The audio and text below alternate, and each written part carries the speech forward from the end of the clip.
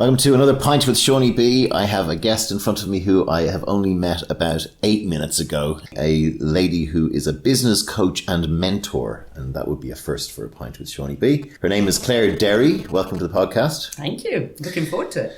Before we start, tell me what you do now. Tell me what a business coach and mentor is as you practice it. Right. Well, what I do now is work with people who've already got a business, so a business owner, and I help them to make that business the business they want it to be to give them the life they want to have. Okay. So ideally, we look at trying to make the business more commercial. So at some point, it can work without them. So it can give them either a passive income or they can sell the business and exit. I had my own business. I started it when I was quite young, in my 20s. It became one of the fastest growing private companies in the UK in that time, which was in the 90s. And I sold out and I have this beautiful home and all the trappings that I've got as a result of being able to sell that business. So you're passing on your wisdom. Yeah, so I'm helping. Would you be interested in taking the Pint with Seaniebee as a client? Because I'm making no money from this podcast. Absolutely. But I enjoy it. And I also particularly like working with young people who are looking for more direction in their career. And I sort of help them get their head around what it is they really want to do so they can feel passionate about it. So what I'm doing a lot of is saying to business owners, if you want to get an engaged workforce, you've actually got to think a lot harder about how to engage with millennials. So they actually come to work feeling they're making a contribution because they're really into purpose and meaning. They don't just want to show up. It's not just all about the money. They require different things. They think they should be able to give their boss feedback on how well he is as a boss. On average, they're only staying in the job 7 months. They're much more mobile. Yeah. In fact, my own son sent me a video saying, you grown-ups, we're not going to do things the way you did it. You know, we can sit on an island and communicate and do our thing. So I think business has got to wake up. It's a whole generation coming through that want to be more engaged in what they're doing. And I'm running a program which is called Engage and Grow. So get these people engaged and they'll grow your business for you. You know, if you think of a business a bit like a boat, you've got 2 or 3 people at the front of the boat who are rowing like hell. And you've got the bulk of the people, 12 to 14 people sitting in the boat, turning up, showing up, doing a day's work, but, not really enjoying it, not committing, not thinking outside the box, not being creative. And then you've got about 4 people at the back of the boat who've thrown the anchor off and are actually disruptive. By getting people involved in having a say about where the business is going, what it's doing, having some input, I aim to, get all of those people, or the majority of them, feeling like they can make a contribution and can be involved in rowing the boat. What was your background? Where did you come from? I was born in Newark, in Nottinghamshire. Okay. I've got 4 older brothers. Right. You were well-minded. Stay away from my sister. Well, I don't know. I don't remember that bit. All I remember was I had to catch a ball. I had to be wicket keeper at cricket, scrum half at rugby. What was it like for you growing up in that family? Did you have a happy childhood? Very, very happy. Very competitive, though. And I suppose my most defining characteristic is I've always been hugely competitive. I've learned now I'm coaching other people to tone it all down because it's not anymore about my success. So in school, were you top of the class kind of girl? Or? No, not hugely academic. None of us were academic. Yeah. We were all a bit dyslexic in some way or other. Very competitive at sport. And I think having had that childhood of doing sort of competitive sport with boys, then, I was sort of very physically strong and able, if you know what I mean. So would you be this called like a bloke's girl? Like you were kind of a tomboy, were you, when you were Yeah, very much so. I want to talk a bit later about that whole area because obviously it's a hot topic at the moment, sexual discrimination workplace and how women sort of are getting it. And there's a huge role, in my view, for women like you who have been successful in business as a role model and what you can pass back. So we'll maybe come to that towards the end. Yeah, sure. Did you have any kind of feel for where you were going to end up when you were in your teens, just leaving school, or what was your plan of action? I thought I'd probably be a teacher and probably teach PE because sport was the driving motivation. Kept getting injured for various reasons. difficult that I'd get to PE college because of all the injuries I was getting. Right. And so I decided to go to university. Didn't really enjoy it. I think the transition from all-girls boarding school... Would you recommend boarding school for girls?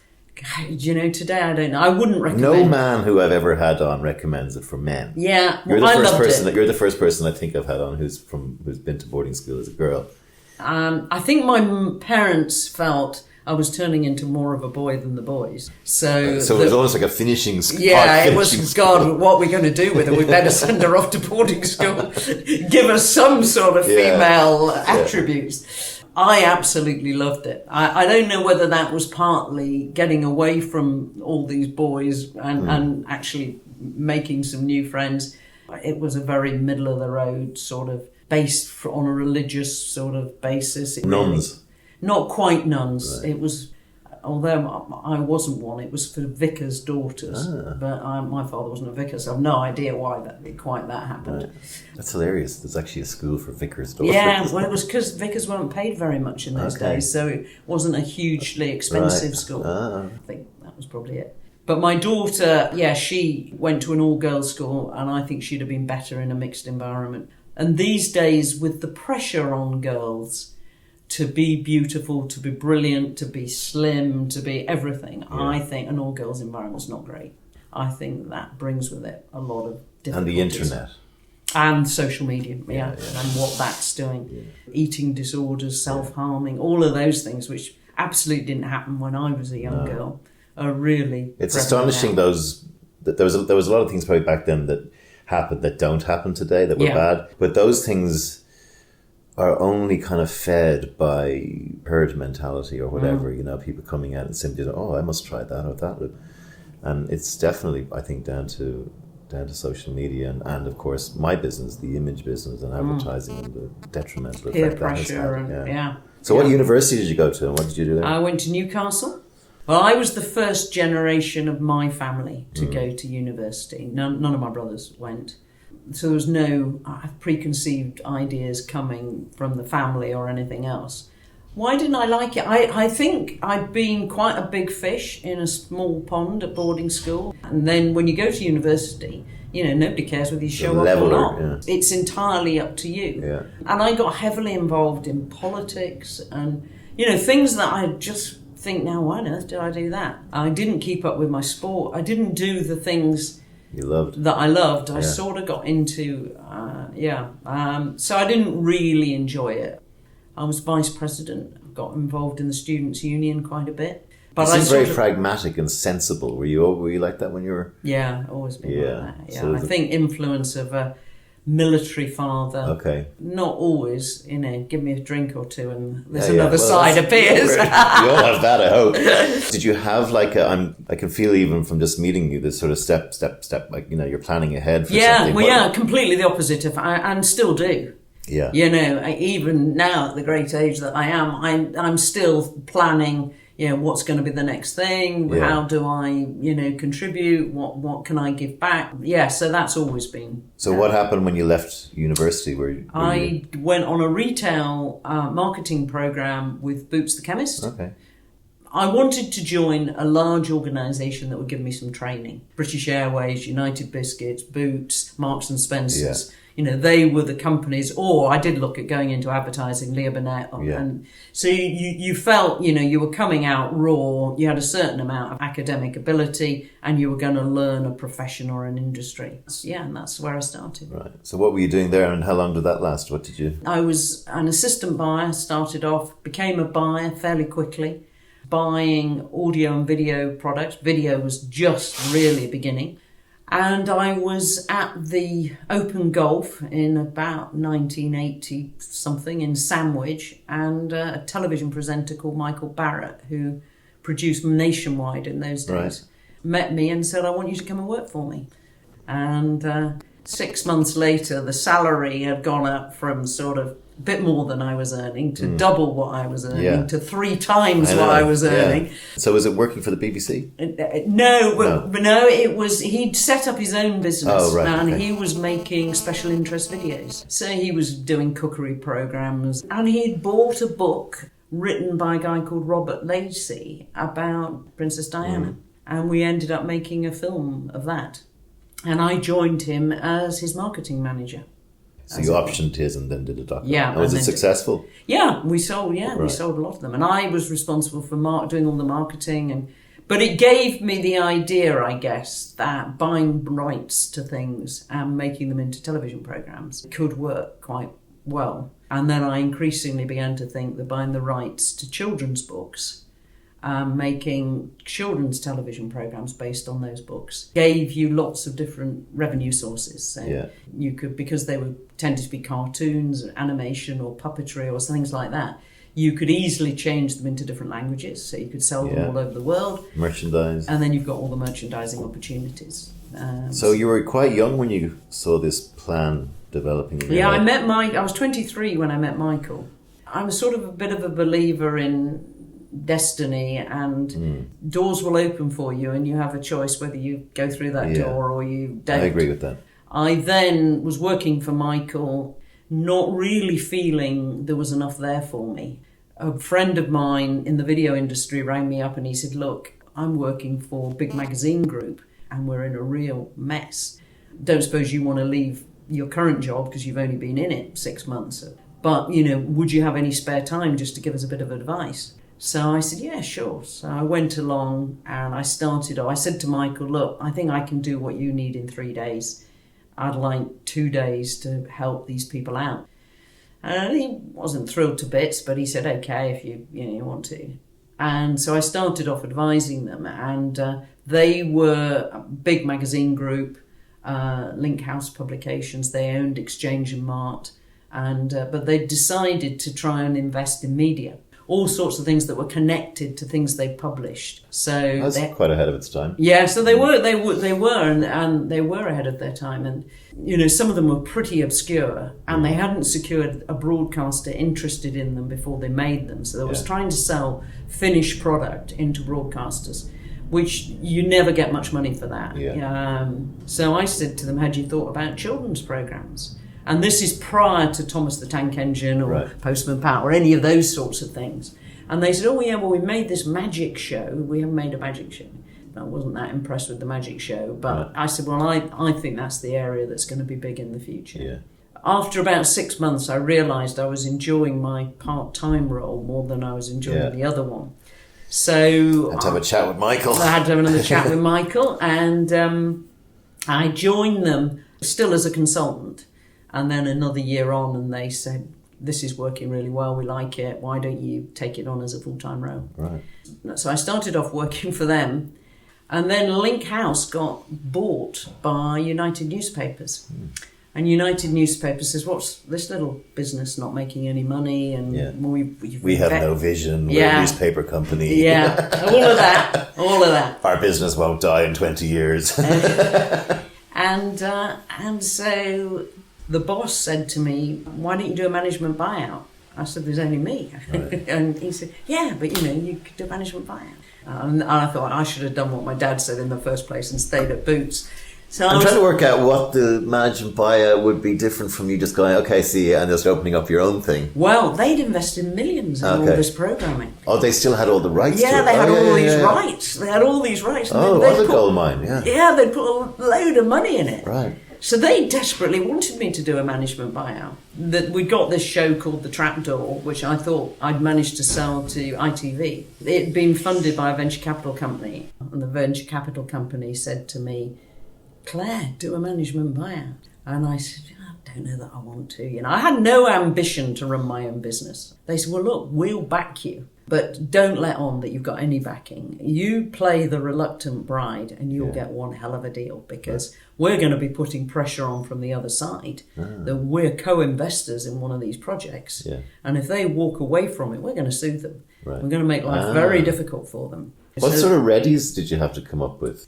To start the business?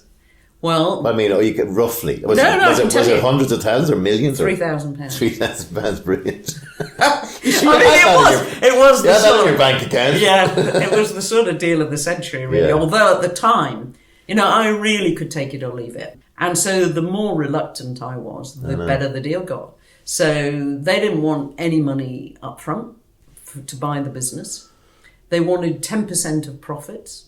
And for how long? I think it was for 2 years. It was a relatively short time. Right. They gave me free office accommodation for 2 years to get me going. And then this venture capital company actually said to me, we'd like to be in with you. Right. We'll chuck in 50 grand. And it was them that insisted I put some money in. They said, how much can you afford? And I said, well, not very much. It's only my second job and I've not been earning very much. So they said, well, can you put in 5 grand? And I said, well, 3. I said, I could manage 3. Yeah. I said, okay, you put in 3, we'll put in 50. Right, brilliant. And they took... This is weird. You suddenly you're becoming a business person. Yeah. Well, with no great plan. Yeah. That was what I was going to do. And so they were called Link House Publications, and I called mine Linked Licensing, because I was going to license IP for all the things that we got involved in. And at just about the same time, Thomas the Tank Engine had really started to take off. So I was seeing a model, and we had this portfolio of things that Link House had put money in. So it was quite a start.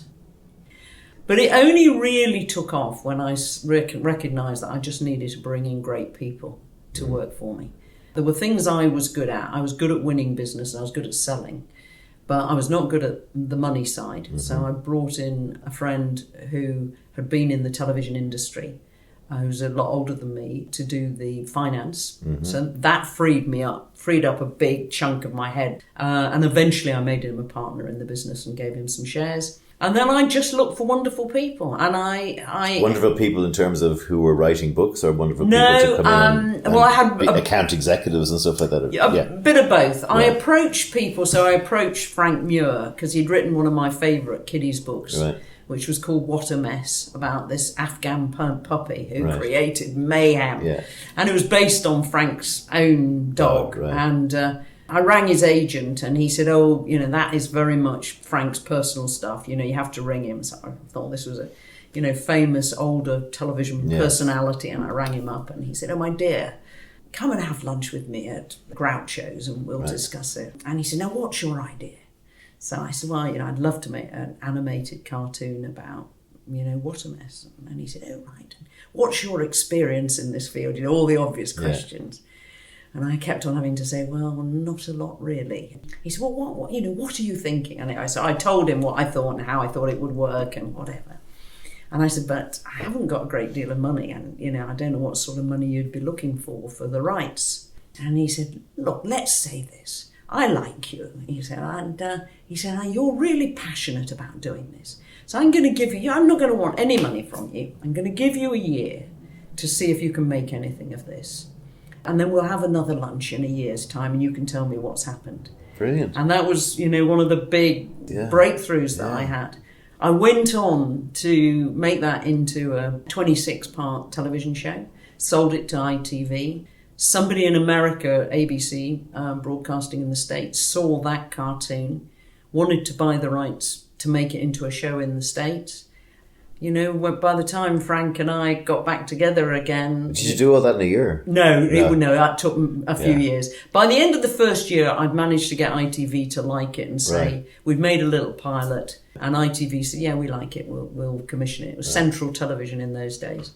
So you went back to Frank and said, we sold it? Yeah, we've got a broadcast. Gave him a good deal, I hope? Yeah, great. He gave me a great deal. Yeah. Actually, he told me years later when we got together, because we became great friends. I got a picture of him on my wall in my study. He said it educated his grandchildren. Brilliant. Can't thank you enough. Compared to what kids have on their plate now with Nickelodeon and all those, when I was growing up, there was just, Magic Roundabout was good, and I used to get up and watch the Clangers and Champion the Wonder Horse and Zorro, and there was a multicolored Swap Shop, Play School, John Craven's Newsround. Well, one of the ideas I had after we got this business running was to go back and bring back a lot of those old things. Yeah. So I approached the guy. Do you remember Camberwick Green and Trumpton and all of those? Yeah. So we brought those back, got involved with the people who made Morph, brought that back, the Magic Roundabout, all of those old shows. I started realising that, they were wonderfully creative and that kids today would like them just as much as we'd like them when we were growing up. So, so I bought rights after that. As the business grew, I then started also acquiring part of the IP in some of the projects. I worked with a really creative guy called Graham Ralph, and he made some great shows, The Forgotten Toys, The First Snow of Winter, and they were more your award pieces. Yeah. By the time you were 30, were you just made pretty much? Well, the first 10 years were quite tough. I was always going off on training courses to try and be a better boss or be a better manager. It was the standing joke, was what new ideas she's going to come back with next. Yeah. We had a tremendous growth from about year 12 onwards. Mm-hmm. And we ended up being in the Virgin Fast Track when it first started. That was 99, I think. And I was on the front page of the business section of the Sunday Times with a whole bunch of teddy bears that I was just making a show about. And I got a great young team of people who I'm still friends with most of them and who said, it was the best company they ever worked for. Because they were all involved. We'd all get together, we'd brainstorm, what should we buy next, what should we do next. So how many people were you employing? 28 at that point. We had 28 of us. And what about the rest of your life? Had you kids yourself then at that stage? Or? Yeah, I'd got 2 little ones at that stage. Rebecca was born in 92 and Sam in 94. In 99, when we were all over the media, then people wanted to buy the business from me. And David, who I'd brought in as a finance guy and given him shares in the business, and I couldn't have done it without him, had to have a triple heart bypass. That made us both think, and I said, you know what, I don't think this industry is ever going to be at the height that it is now again. And we've got all this publicity. So around this time, Nickelodeon was up and running. Yeah, Nickelodeon. They were probably doing what you did on Speed, right? Yeah. Kind of thing. In fact, when I sold the business, the first job offer I got was to head up Nickelodeon UK. But I then discovered that my son was pretty dyslexic, and I sold the business to a company that was wanting to build a business in this field. And my big lesson then was that they had a culture that was completely different to the culture that I'd created. It was very empowering and engaging. People had a say. Everybody had a say. Even the decorator would come up we'd have a company day, and he came up with one of the best ideas for a TV show. Right. And he was just an odd job man that came in and helped us out. Great guy. But the company that bought us, it was completely the opposite. It was all about hit your targets, work hard. Not that I mind that, but there was no reward and recognition for anybody who did good work. It was a vicious culture. Being part of it was hell, because all the people that worked for me, so we took all 28 when we were taken over, and within 3 years there was only 2 people left. And they'd lost nearly all of the clients. The big company is buying you because they're jealous of your culture. They buy you, and then they expect your culture to just walk straight in the door and kind of live with their culture. Yeah. And they're also buying you sometimes for purely greed and the money that you're bringing, right? Yeah. Why was this company making all this money before we bought it? Yeah, exactly. And why isn't it anymore? I'm surprised. You've actually been deeply insulting and said, we've grown like we've grown, but we've been doing a rubbish job, and we're going to do so much better with what you've done. Really? And it was a real eye-opener for me, and why now I love working in the area of culture, because I experienced firsthand the clash of 2 cultures and how demoralising it is for people. And it also wrecks your baby. Yeah, it destroyed it. Within 5 years, they'd gone bust. So you sold it, early 2000s? 2001. Right, okay. Yeah, it was completely life-changing. Tell me one thing about let's maybe go here now, the glass ceiling, women in business topic. You mentioned at the start that you, possibly because of your brothers and that, you were kind of luckily equipped, shall we say, in terms of how you... Yeah, but give me some of your observations just on your working career in terms of where we're at with the glass ceiling. We can even stray into the harassment area that's so hot as a topic right now. Yeah. My generation, so the sort of baby boomers generation, we were breaking the mould, and I think it caused a lot of problems for men. They felt emasculated in some instances. They didn't know how to deal with it. it brought about, in some ways, lots of bad behaviour. And certainly listening to the harassment stories, and I knew Harvey. I never had any experiences with him. But what we're talking about that he did was pretty commonplace. Certainly I can think of 2 instances with high-profile people, well-known people, who I was asked to, by my boss, go and deliver a report in a hotel, which I thought was probably fine. And as I say, coming from an environment where I'd always worked with men, family of men, I didn't have a problem with it. But I was put into situations where they thought I'd come for a completely different reason than what I'd come for. And that was pretty commonplace.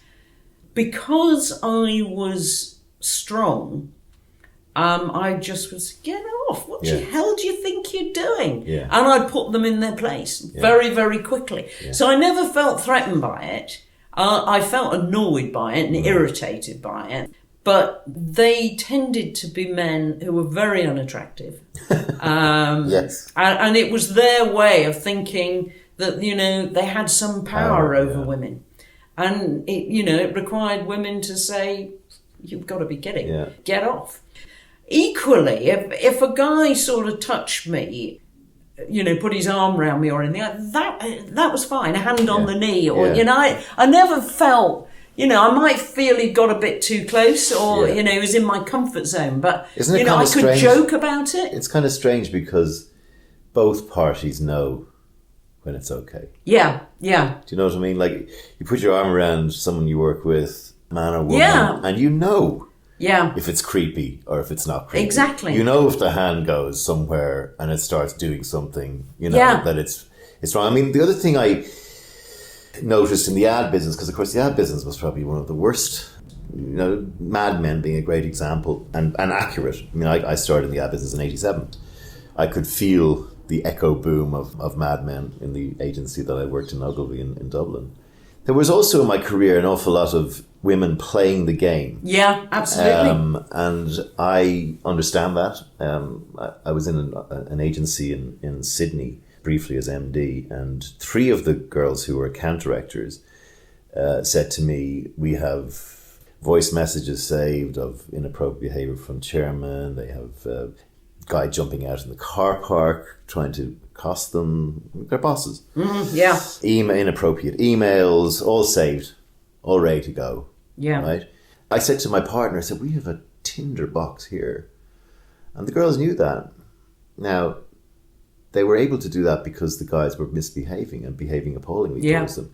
They didn't decide to go anywhere with it until such time as maybe they needed to, from a career point of view. Like, you want to fire me? Well, I'm going to be coming after you with all this stuff, right? Yeah. And they also were, and I'm not casting any blame here, they were very coquettish around the office. Not baiting it, but, and I found that quite disturbing at the time, because whenever it happens in a very bad way, the victim tends to get terribly accosted by either lawyers or bosses or whatever, and it's very hard to come forward and reveal powerful people's misdemeanors.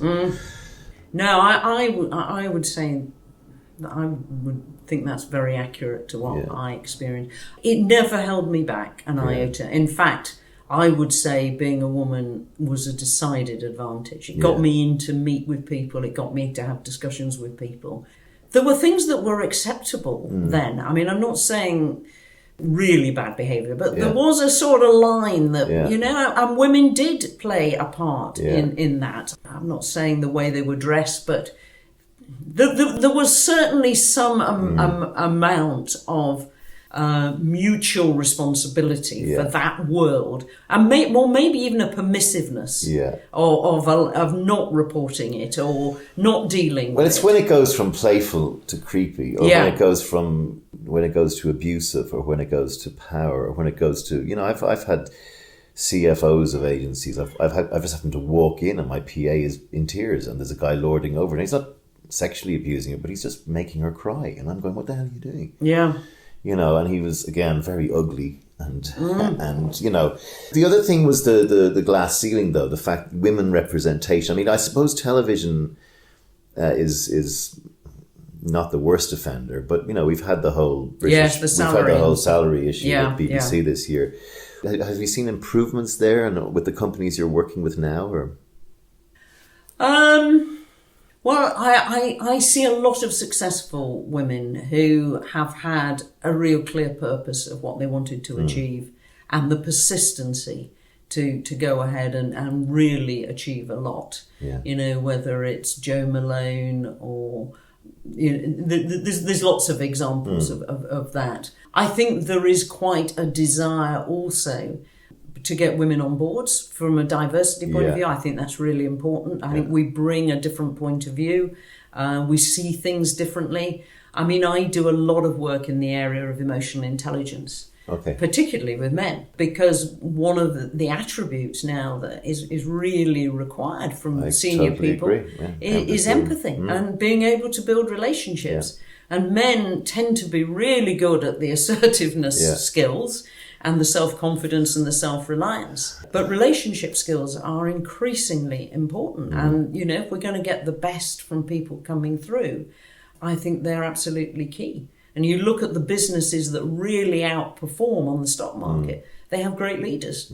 And emotional intelligence is absolutely key to leadership. Well, I was a difficult employee in my time in advertising agencies, but I hope not too difficult. I was the sort of guy who, spoke what I thought, and sometimes you're not supposed to do that. It got me in trouble sometimes. But the best people I worked with, the best bosses were 90% were women, because they were the men in advertising. There's still a sort of a big swinging dick mentality, and there's still kind of not that all of them. There have been some great men who are, I like the term alpha female, who are kind of not afraid to cry, not afraid to be emotional with somebody. But the women that I worked with, they were less, everyone's able to play politics, and, women play it and men play it. But the bosses that I had were much more able to sort of move on a spectrum of dealing with different types of people and different types of clients. And I thought they were, by and large, better. Yeah. Well, I think those emotional intelligence skills around empathy and relationship building, by and large, and it is a generalisation, women are better at them. Yeah. But I still think there's a lot of women, and this is where I think women who've been successful can play a part. Self-belief is an issue that women often struggle with, and I think need good mentors and supporters that they can bounce ideas off, that can give them that self-confidence. And that is an area which I think still we're struggling with. Got the ability, competent to do things, but they're not got the self-belief to push on and achieve. The recognition now and the drive to get women on board. So, hopefully we'll see women bringing on other women in key roles. But I'm still a believer it should be the best person for the job. Absolutely. But we're moving now into your mentoring thing. So you sold this company. How did the genesis of the what you're doing today come about then? So I sold the business in 2001. Took some time off. I got involved with the media unit down in Bournemouth at the university. Didn't need to work.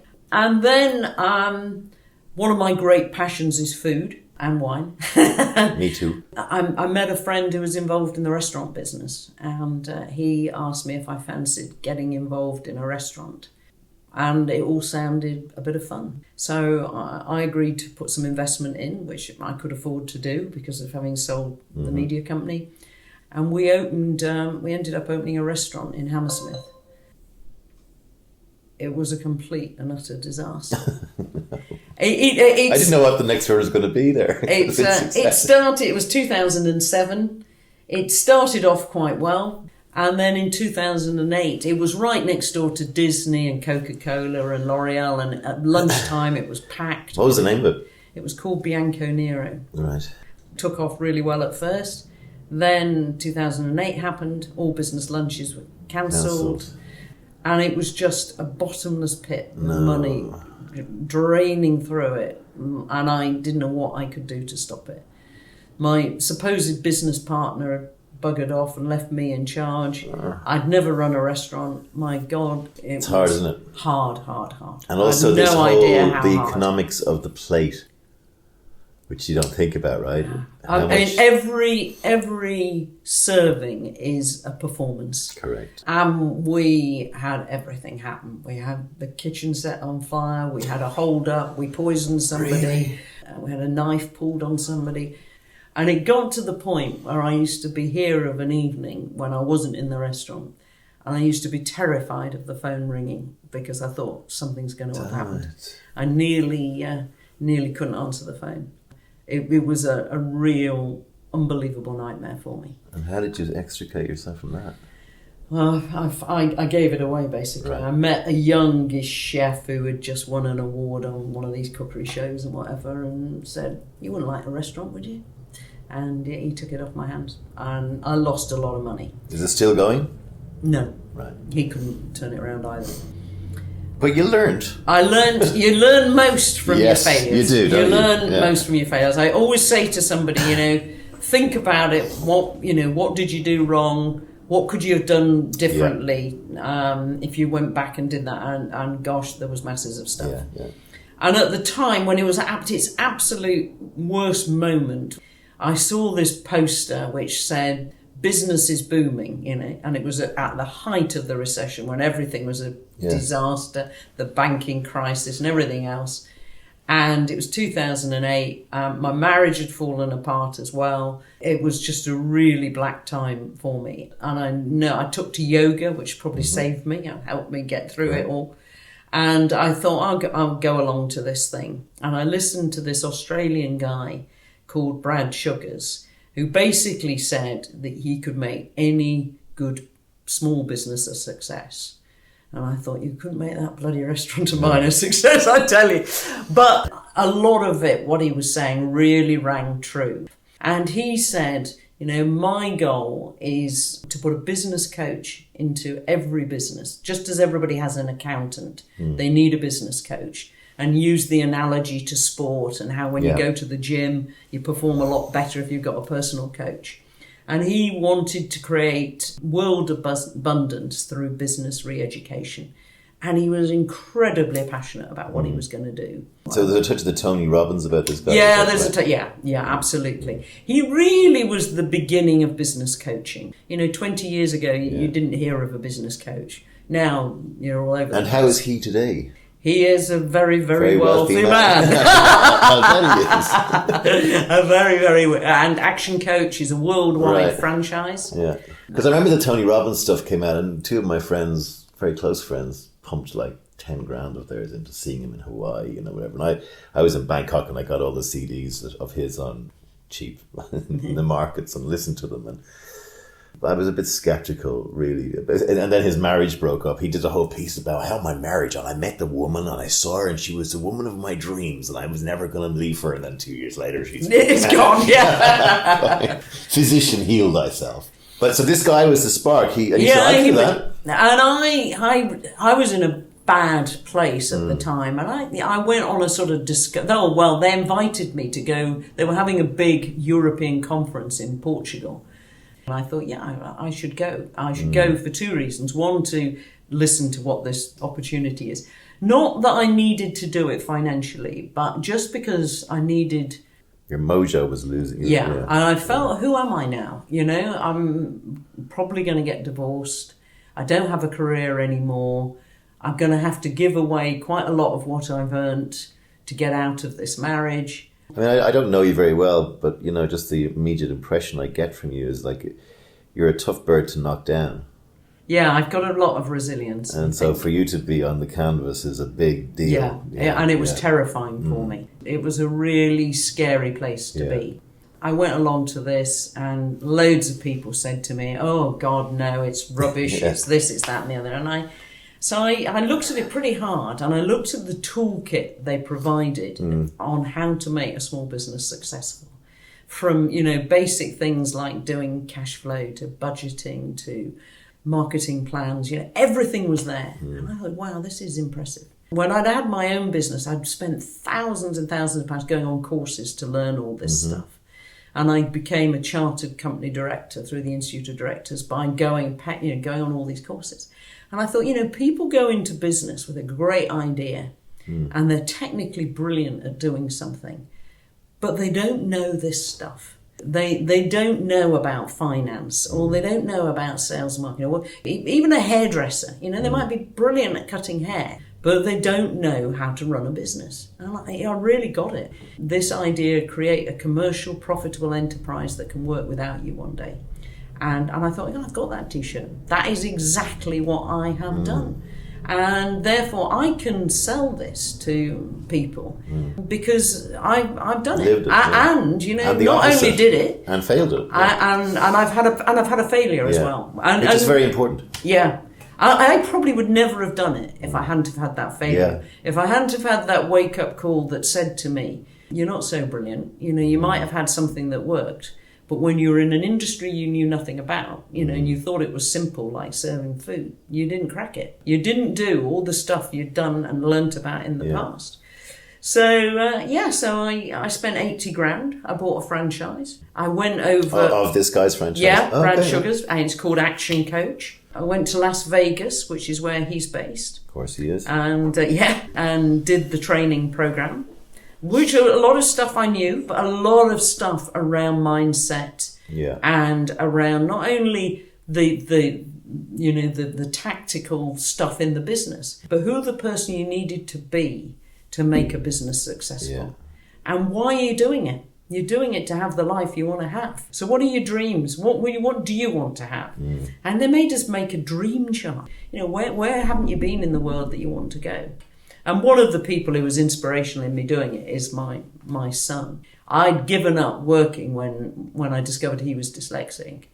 And I'd been pretty on his case for a good few years. And he said to me, Mom, I think I like it better when you work. And then when he heard about Action Coach and I told him about it and everything, he said to me, I really think you should do this, Mom. You'd be great at it. So when I got back, we all sat on the floor with magazines. And I said, we're making a dream chart. And they said, what? I said, we're now just the three of us, the two kids and me.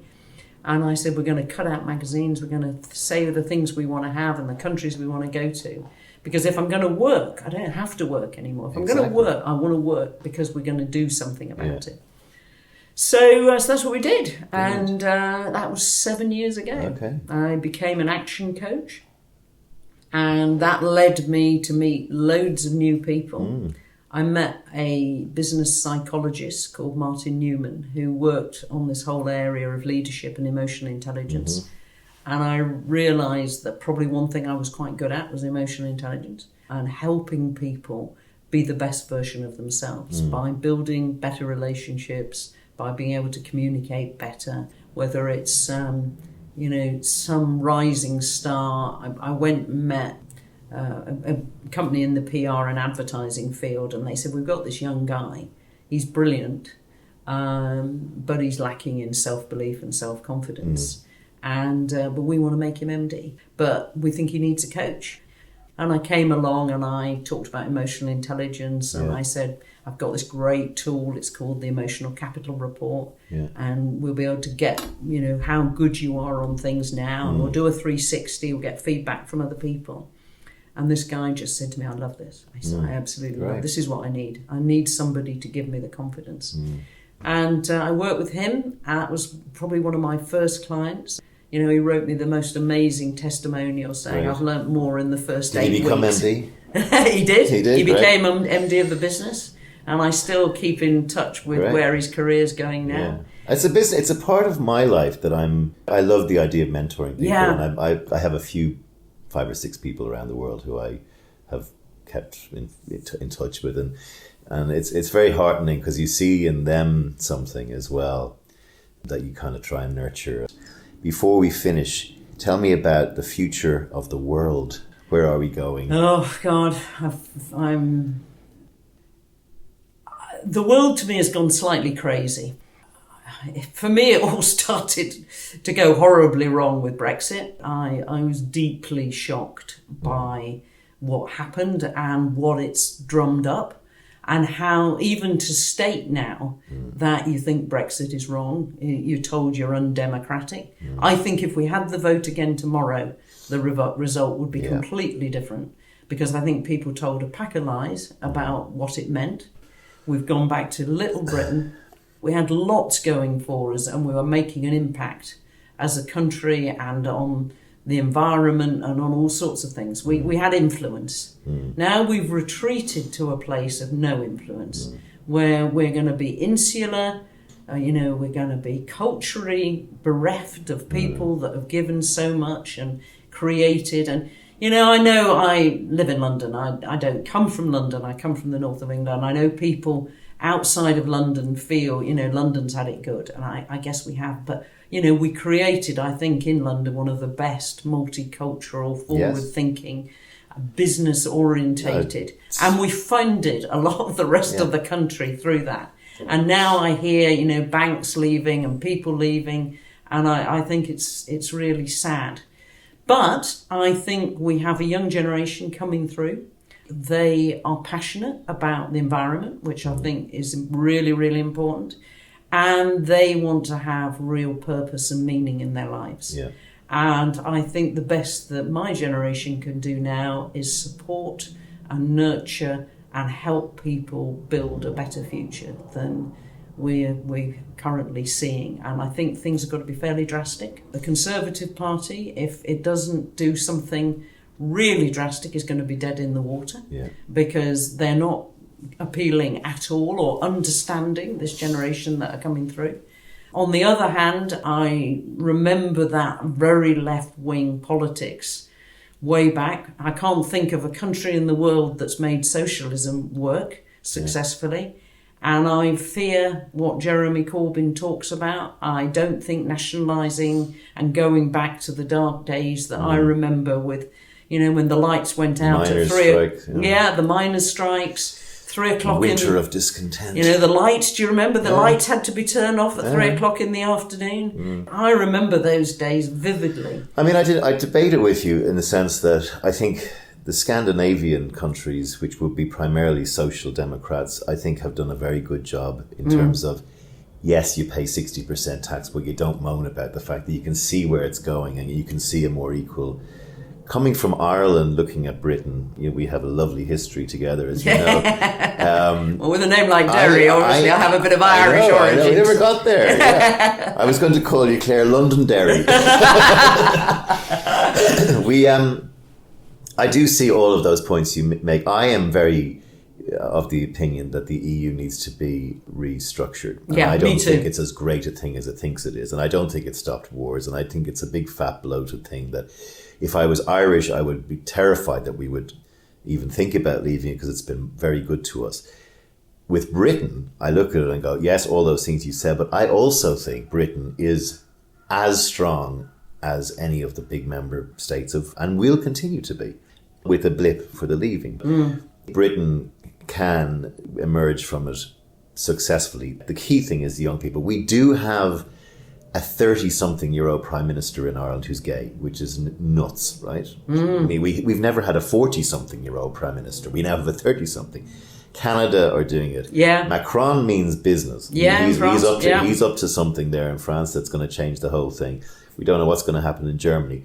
And I was away for 26 years and I came back to Ireland and I said to anyone who listened to me, it's the same 5 things that were problems in Ireland are the same 5 things that are problems today, except they're worse. Homelessness, education needs reform, health, waiting lists, procrastination in government and growing inequality. And they're the things that we need to fix. And if we don't fix them clearly by repeating what's been going on for the last 21 years. Weird things like Brexit do serve to shake up. But I do believe, going back to maybe where we started the podcast, that capitalism is in its death throes and something needs to emerge. Yeah. That is more inclusive, that as you said, companies need to be putting stuff back and it needs to be something different than the land grab and the money grab. And it's the same happening in America. I mean, Trump will not be in power by young people. Young people will go, what the hell is this old business guy trying to rape and pillage what's left, I think also, you need a major break, a real moment of crisis that leads to a breakthrough. Yeah. Brexit is that. Trump is that in America. Yeah. And we do need now some, as you say, somebody of a younger generation that has a vision we can get behind, that is a much better world. It is appalling that some of the stuff we still have. For a rich country like us, the housing situation, it's embarrassing. It is. You think, why can we not get to grips with this in some way? But it requires leadership. But what is frightening is if we have a fairly right-wing conservative government taking us in one direction for 5 years, and then a left-wing Labour government trying to undo and spinning the wheel in completely the other direction. Where's this middle-of-the-road politics with a caring side that is but also recognises that we need to be generating money and wealth, and you can't be anti all of that. You've got to do that. The last question I have for you is, what does the Claire Derry that's arrived out at this point of your life say to the young Claire Derry who's just going to Newcastle, if you had the chance? It's an interesting one. My adage today is to find something you love doing. Do what you love and love what you do. Be passionate about it. Commit to it. If necessary, burn all the bridges from doing anything else, and persist with what you really, really want to do. I'm so impressed meeting young people that have that philosophy, and they become very, very successful. You can see it sometimes. Yeah. But there are people who'll say, well, I don't know what that is. And so start off by trying stuff. Try as many things as possible. Be open-minded. Move around. But one of the books that I think was quite inspirational for me is a book called Think and Grow Rich. My father loves that book as well. And it was written in the 1930s, and it was all about what was the philosophy of the men that built the modern world. And it was, well, there were some women as well, but Henry Ford, J.P. Morgan, Schwab, Carnegie, all of those, Edison, all of those people. And there were 13 guiding principles that they all that they had. One of them was get around you people that has wisdom, that can support you, give you advice. And I think my word to my generation would be a mentor, be somebody that is prepared to help and support the ideas and inspiration of the generation coming through. And to the younger generation, follow your passions and go for it. And enjoy your life. It's a great place to leave it. Claire Derry, thank you so much. Action Coaches, the company. Best of luck with everything, and let's hope that we can mentor kids and young people to get us out of the mess we've got us into. Yeah. Take care. Thank you.